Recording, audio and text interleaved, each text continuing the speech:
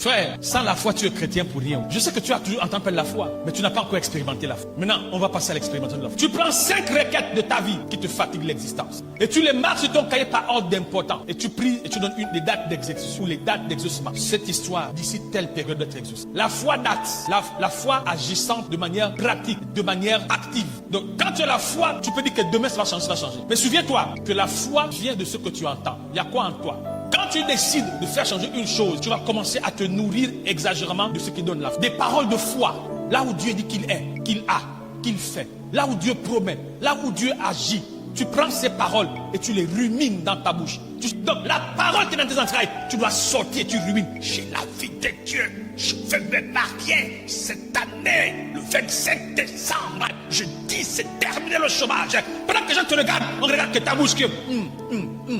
Mais quand on voit ta bouche en train de bouger, tu es en train de prophétiser, déclarer des vérités. Tu es en train de confesser ton futur. Je veux me marier cette année. Je dois travailler d'ici juillet. Je dois être appelé d'ici décembre. Je dois être promu. Quand le peuple de Dieu a eu affaire à Jéricho, la Bible dit qu'ils ont fait 7 jours. Ils tournaient autour de la muraille fortifiée de Jéricho, sans mots, sans parler, mais ils ruminaient. Jéricho, tu vas tomber. Au nom de l'Éternel Dieu des armées, tu vas tomber. Les gens n'entendaient pas, mais ils étaient en train de parler. C'était un dialogue entre Dieu et eux. Ah, Jéricho, tu vas tomber. Une muraille fortifiée, inaccessible. Mais les gars ont parlé, ils ruminaient, ils ruminaient. Au 7e jour, ils ont crié, mur, tombe. La Bible dit, les murs sont tombés. On n'est pas allé forcer les murs.